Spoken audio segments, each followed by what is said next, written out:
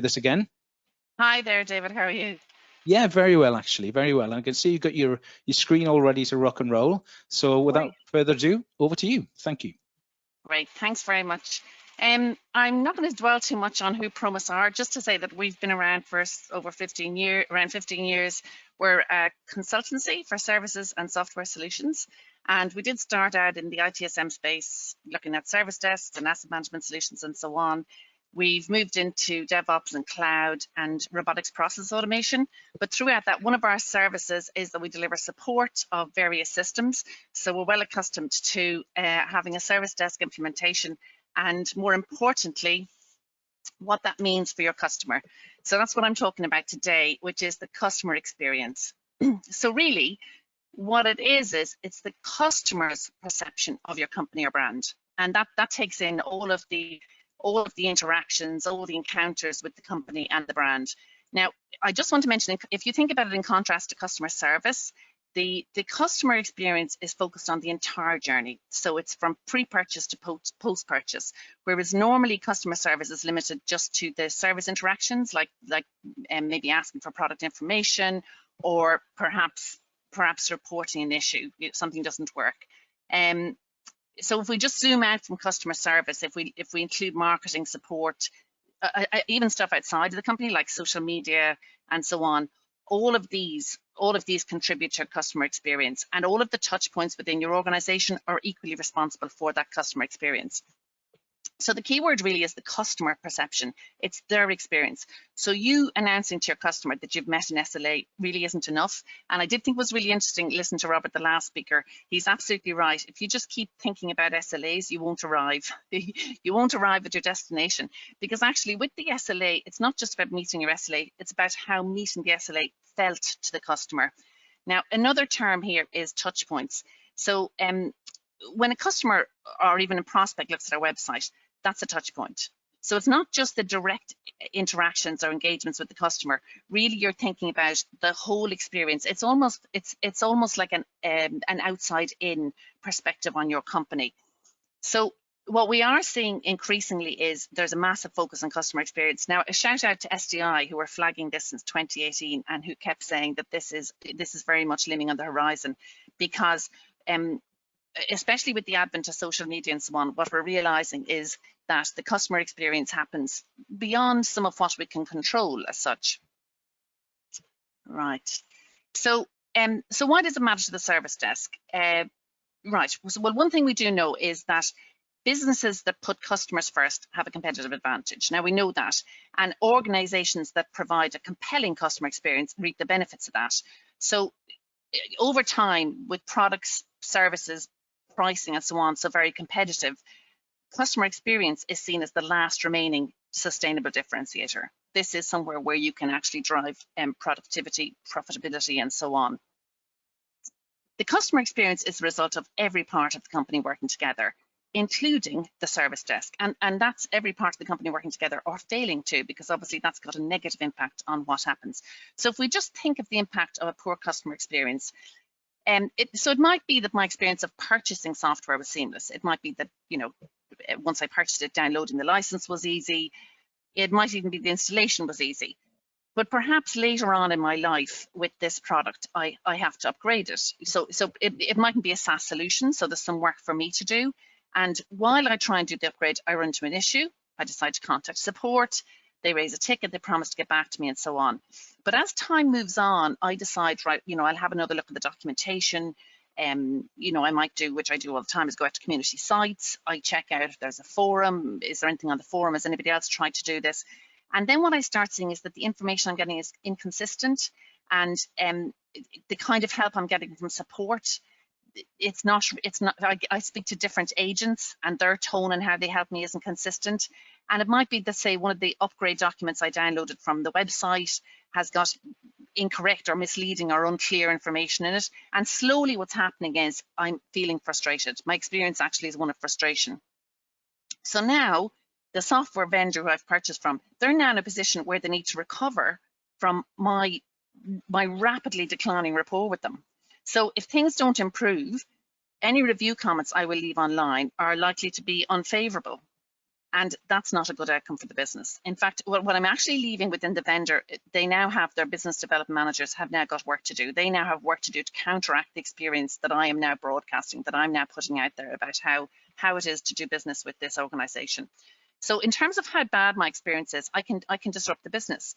But if we sort of move along from left to right on our not so smiley and smiley faces, a sunnier type of scenario might be that my expectations are managed. So my interactions might be consistent.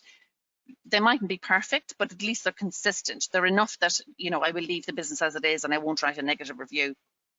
Now, what we're really aiming for is to have me as a loyal customer. What we want is that, you know, I found my experience to be great. I leave a positive review and so on. But what you want most is that I actually champion the business. That's what you want most. In fact, Gartner looks at this customer experience as a bit like a pyramid. And at the most basic level, what they see is that the customer's need is met. You deliver what your customer needs. Their goal is accomplished. But if we move up the pyramid, somewhere along the midway point of my faces, in fact, what we want is that it doesn't feel hard to get to my goal. In fact, what I'd like is that it actually feels easy. And really where I'm going for is that the customer's experience is one that makes them feel better, safe, or more powerful. That's what Gartner sees as the ultimate. You're actually putting them in a position where they will advocate for your organization because it makes them feel better about who they are and safer. So I'm not going to dwell too long on this slide. I know we're pushed for time and I won't walk through every figure here, but Forrester has developed a customer experience index score, and what they have calculated is the revenue impact that 1 in-point improvement on that index score does.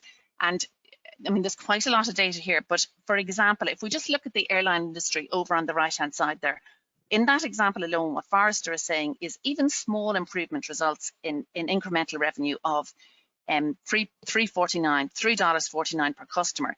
And if you take that as an average number of customers across the year for this particular case study they did, what you're talking about is delivering millions and millions in additional revenue. Now, what might be going through some people's heads is, well, what you're describing here doesn't really fit me because my service desk, we only support employees, we just deliver internally. So it is indeed very straightforward with external customers because we've talked about the link between the customer experience and revenue. And we know that a great experience means we've a champion for the business and so on. But actually, although you can very easily map external customers to, you know, repeat purchasing, referrals, positive reviews, that type of thing, you can see similar things happening with your organization. For example, last week here at SDI, we spoke about enterprise service management, and we mentioned that we're very aware, research has shown that the higher employee morale is, the more those employees tend to work with integrity and productively and so on. So employee morale is actually driving your organization's sustainability and profitability. So that means an internal IT service desk can have a direct impact on how employees feel by delivering a great customer experience. So remember we just spoke about feeling better, safer, powerful. That is what you're trying to do for your internal employees, your customers, your internal customers. Now, in addition to that, if those internal customers have some sort of a role that faces external customers, so I know in the NHS you might not refer to as an external customer as such, but if you're delivering service to those outside your organization, or if you're working indeed in a call center, what's imperative is that those systems that the desk supports and is in conversations communicating about, those systems the employees rely on for their jobs, that they feel resilient, that they function easily, effectively, and so on. So that employees' experience of them makes the employee feel empowered. So, you know, the idea that satisfied internal customers is linked with happy external customers, it might feel very touchy-feely, but we know that if outdated processes and antiquated tech, it frustrates your staff, it's likely that that sense and that tone and that experience will be replicated when your external customers look for assistance. And what you're actually ending up with is dual frustrations, and that's no recipe for success. So yes, delivering smooth, intuitive experiences for your internal customers, that liberates them to then do the same for your external customers. Now, there's two other things I want to mention here. One is budgets and the other is about outsourcing. IT is no different to anyone else. Everybody is budget constrained, right? So it's essential that IT can demonstrate that the services they deliver are worth the costs of delivering those services. And one way of doing that is demonstrating a great customer experience. That's you proving your worth. And then the last one I have here on the slide is, yeah, so external customers can indeed walk away from a product. They walk away, they can badmouth it, and that is what happens if you have a lousy business B2C customer arrangement. Internal customers, can they walk away? So no, not in the same way. However, service desks can be outsourced, and that is how organizations operate. If it's not working, they will look elsewhere for something more efficient, more sustainable, something that will deliver better results. And it was interesting, again, listen to the last speaker, Robert, talk about how life had shifted for him under the pandemic, because we are seeing now the importance of that sense of internal customer delivery, internal customer experience, when suddenly your group of workers is disparate, the requirements shift, and it happens really quickly. Right, so how do you know what that customer experience is? We've talked about what it is and why it matters, but how do you know what it feels like? Because knowing what it feels like gives you the opportunity to improve. Now, there is a way to do that, and it's called mapping the customer journey. And along mapping their journey, where they move through with their interactions with you, what we want to note is how they feel, what their expectations are, what their pain points are, and thereby work out what we can improve.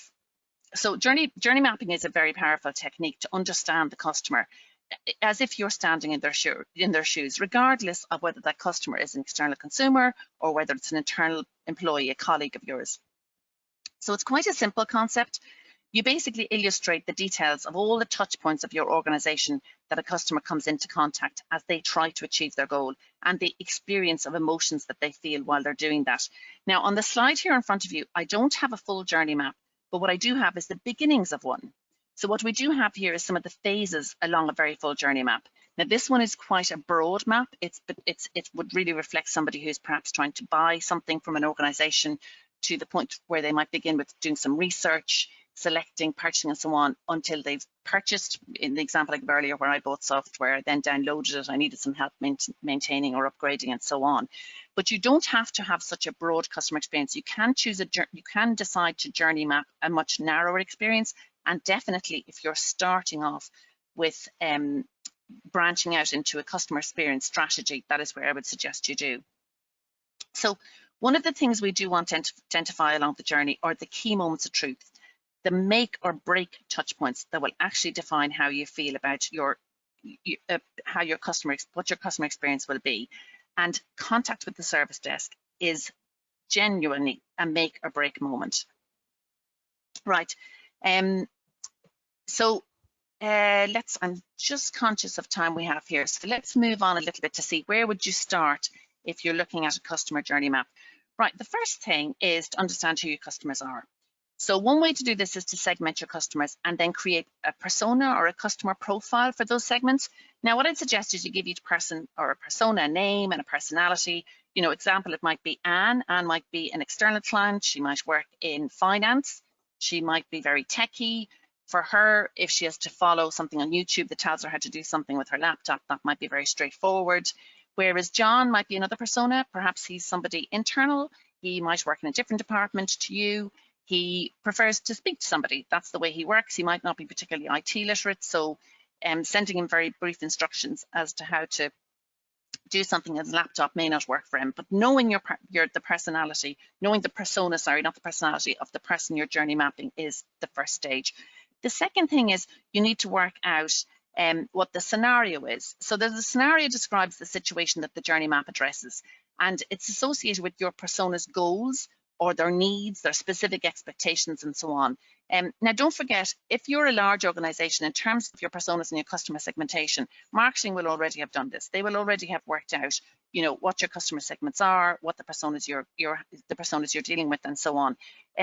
For one of our clients, we work very closely with them in terms of their customer experience, and their personas are segmented first by whether or not it's an internal or external customer, and if it's external, then what end client they belong to. And one of the things our work has led us to is that we have found that delivering notifications that are targeted towards specific personas is critical. We found different end clients expect a different style and type and tone of communication, and providing the communication that aligns better to their expectations has definitely increased the positivity of their overall experience, and that's what you're aiming at. So back again to scenarios. So they can be real, actually, scenarios are anticipated, because actually with journey maps, what you'll often see is that they're used for the design stage. But what we'll just think about for a moment is what's real. What services the service desk currently supports. Now, an obvious one is desktop services. So a scenario would be, I need a laptop, right? So your journey map is working out the I need a laptop from the beginning of finding out, you know, how do you order a laptop, going ahead and ordering the laptop, inquiring about your order, and so on. And what you're doing is you're describing the transitions from each of the phases and how the person feels as they move through those phases, and also the channels that might be involved. So once you've worked out your personas and your scenario, you're then working out the phases. So we had roughly drawn them up on the previous one for someone who's making a purchase. You're working out the various actions that are taken by all of the people who contribute to that journey and the touch points. So touch points might be your website, your portal if you have one. It might be a knowledge document that you pass to a caller, and so on. And if we're looking at channels, is it phone contact? Is it forums? Is it live chat? Is it a virtual agent? These are all the channels we want to ascertain as well when we're mapping out the journey. Now, where I usually start is as we map out the journey, we then start doing what we would assume are the customers feeling, right? How's the customer feeling now? Is the customer frustrated? Have they got expectations? What are those expectations? What will frustrate them? And so on. And working out some sort of map. And what are the moments of truth? And so on. Now, what I would say is involve all the teams that are known to participate in the touch points. The other thing is, once you've done out your assumptive map, you need to get the customers to involve. They need to validate what you see as their journey. And the way you can do this is you book a room, you whiteboard it, lots of sticky post-it notes, draw it up, then digitize it, and then approach your customers and say, is this what it feels like for you? Now, this is, I don't expect you guys to be able to read all the detail here, but once you digitize a customer journey, this is what it starts to look like. And the key things that are to come out of this is that every moment matters. We're reflecting on every single moment, but especially those key moments, the make or break moments. And each time we're asking ourselves at all the touch points and the moments, does this satisfy the customer's need? Does this empower them? What kind of emotion does it inspire? And so on. And consistency, is it consistent? So how can I get information from my customers? Right, we've got surveys, you can interview them, you can run focus groups, you will have lots of analytics and information from your service desk solution. You will have complaints logged. Now, ideally, you will have a relatively sophisticated service desk solution. There are loads out there that will provide you analytics information about what your customers are searching for, how frequently knowledge articles are used, where they're raising requests that don't have knowledge articles mapped to them, and so on. And that's the kind of stuff that you will get customer information from, because if they're regularly raising requests for which there are no knowledge articles and you've got quite a young persona, a young tech savvy persona, that's going to be frustrating for them. So how do I know if I'm doing well? Or how do I know if I'm making improvements? Okay, there's a whole load of metrics. I've put just some of them up here. The most popular metrics include the Net Promoter Score, NPS, customer satisfaction, and customer effort score. So NPS typically for customer experience professionals is seen as the percentage of customers who'd recommend your company to friends and family. It's the most commonly used customer experience metric. What if you're an internal desk? Right, well then what you would ask your employees is, how about, would you recommend working at the company based on the experience you've had with the desk, and so on? And that's very similar to having an NPS with external clients. The other thing is tracking sales. Do sales go up, go down? Why? Customer satisfaction scores. The easy one, the CSAT, that's the smiley faces, which you can embed in a survey. This is something that should go out. You should try and measure immediately. That's usually a thing that's, once you've closed off a ticket, measuring that immediately gives you usually the best score. Most of the others you're very familiar with, ticket volumes, average handle time, and so on. Most of these scores will give you an idea of whether or not things are improving, whether or not your customers are being treated in the manner that you would expect, and so on. And then in terms of expectancies or expecting, what do we already know? Like if you don't have time to start customer mapping and so on, journey mapping for customers or working out your personas, we already have a wealth of information out there about what customer experience should feel like for everybody at this stage. And this is based on us looking at the Amazons, the Ubers, and so on, who are delivering who thrive on the basis that they deliver an amazing experience, that they deliver what it is the customer requires, that they can pick up their mobile app and order something. So what do service desk customers expect? They expect multi-channel. They expect you to be online. They expect that when they raise a request that you speak their language. So, and actually, even in terms of it being multilingual, but if I'm saying even I want to raise a request in English, I want the request to allow me to use my natural language. I don't want it to say fill in the title, fill in the description. I want it to say, what do you need? Why do you need this? When do you need this? I don't want to be asked what a categorization is. The other thing is knowledge. I want knowledge that is truly helpful. I want it to contain pictures. I want step-by-step instructions. I don't need quantity. I need quality in the knowledge that's given to me. Branding the portal. The portal is part of what you are as a service desk. It's part of that customer experience, and it should be consistent across them with the rest of the organization. Chatbots. I'm used to using chatbots now. A virtual agent. These are things that customers are expecting in all of their interactions, and therefore that's stuff that service desks need to be looking at for all customer experiences. The other thing I would say is don't aim for thrills and wows. Aim for letting them get on with their work. That would be what I would say. In terms of service desk tools, look to service desk tools if you're choosing one that provides you with analytics, that lets you see what people are doing on the portal, that lets you see how often knowledge articles are used, that allows you to easily survey, that also embeds in it some type of ideation or community working together. These are customer experiences that are widely used outside of IT, and therefore we have to embrace them and work in the same manner. Now, I know that was hurling through that there, David, and I'm just asking you now over to you whether or not there's time for any questions and answers. No, that's fantastic. Thank you, Eileen. It's run over a little bit, but I think the problem with these subject matters are that they're so immersive that it's very difficult not to, you know, when there's a schedule. So no, it's absolutely fine.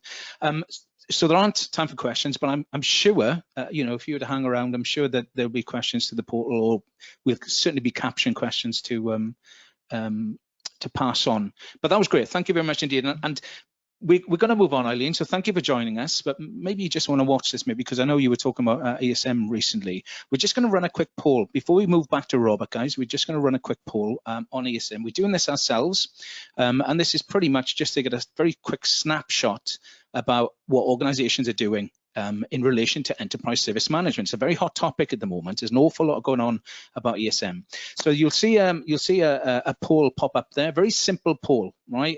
It's enterprise service management. What is your organization doing? And if you could, please, if you could just select one of those three options there. So are you delivering ESM in any capacity, really? Yes, no, not yet, but working towards it. No, no plans. And we just want to get a yardstick, a very quick yardstick. We've got, I don't know, the best part of 300, I think, people roughly that have joined us today. So we'll just want to get a quick snapshot about what each of you guys are doing, okay? So we're going to close that very shortly. So if you could just click away, we're up to, let's have a look, 27% of people have voted. Oh, that's up a little bit to 30. It'd be nice to get up to towards 60. So hopefully we're still we're still sort of breathing out there, just before we maybe grab a coffee. So if we can push up a little bit more, I'm going to close in 10 seconds, guys. 10 seconds left. We're up to almost 40%. So Holly, if you could close that, that would be fantastic. Almost up to 50%. Thank you very much. And what we have there, just for your information, and I'm sure Eileen will be very interested in this as well. So yeah, ESM, 37%, yes, 48%. Of the people who voted, so almost half of the people who voted are working towards it, which is really interesting. That's really interesting, and 16% not at all. So that's lovely. That's a great snapshot. Thank you very much indeed. Now then, we're going to call Robert back. We are officially in a break, all right? But I think we'll call Robert back for the minutes that we've got left, which is 2 now, Robert. Which is unbelievable. Isn't that unbelievable? That's a shame, but it doesn't really matter. I mean, I'm sure that we'll stretch out some of the rest of the program as it goes along as well. We had some questions come through, and I'm just gonna see if we can get some of those